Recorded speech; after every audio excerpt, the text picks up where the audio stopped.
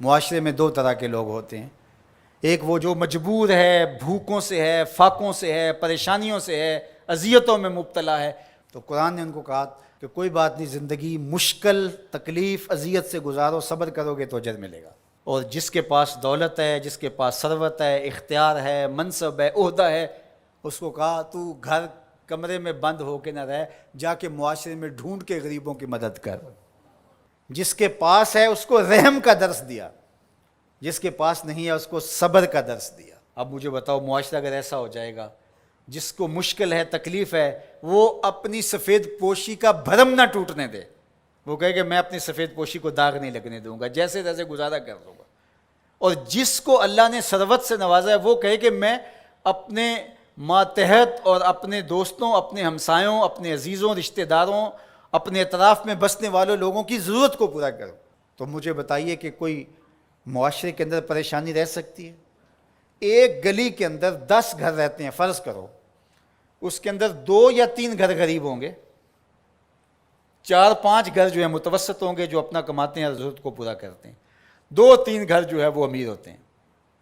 ایک گلی کے اندر 2 گھر امیر، 2 گھر غریب، 6 گھر متوسط۔ متوسط بھی اگر کریں تو اچھی بات ہے، اور اگر وہ گلی میں 2 غریب آدمی جو ہیں ان کی مدد 2 امیر کر دیں، ان کو اپنی فیملی کا حصہ مان لیں، تو اس گلی کے مسائل ختم ہو گئے کہ نہیں ہوئے؟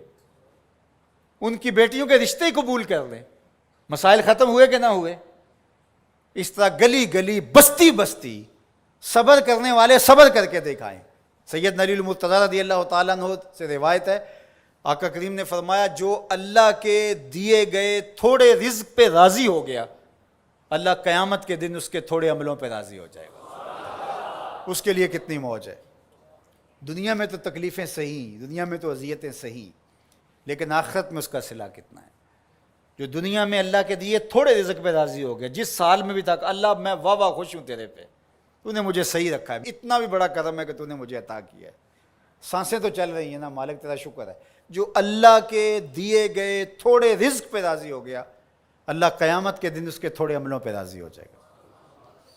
اور اس کا معکوس کیا ہے؟ جو اللہ کے دیے گئے زیادہ پہ بھی راضی نہ ہوا، ایک وہ بھی ہیں جو اللہ کے دیے تھوڑے پہ راضی ہو جاتے ہیں، اور ایک وہ بھی ہیں جو اللہ کے دیے زیادہ پہ بھی راضی نہیں ہوتے۔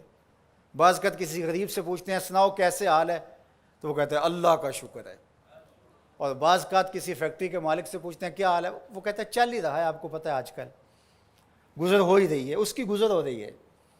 جس کے کروڑوں روپے بینک میں پڑے ہوئے ہیں، وہ چہرے کے اوپر کئی طرح کی لکیریں لا کر کے کہتا ہے بس گزر ہو ہی رہی ہے۔ کتنے لوگوں سے بہتر ہیں آپ جو نانے شبینہ کو بھی ترستے ہیں۔ تو اللہ کے دیے پہ راضی ہو جاؤ، اس کی تقسیم پہ راضی ہو جاؤ، زندگی سوکھی گزرے گی۔ نہ راضی ہو گئے تو پھر کیا کر لیں گے ہم؟ اگر اللہ پہ راضی نہیں ہوں گے تو پھر کیا کر لیں گے؟ پھر بھی تو ایسے ہی گزرے گی۔ تو بہتر نہیں راضی ہو کے گزرے اور آخرت کا سودا ٹھیک ہو جائے۔ تو ان کو کہا جو پھنسے ہیں، جن کی گردنیں پھنسی ہوئی ہیں، تم ہر حال میں اللہ کا شکر ادا کرو۔ اور دوسروں کو کہا کہ یہ تمہاری بھول ہے کہ ہم دیں گے تو اتنا کم ہو جائے گا۔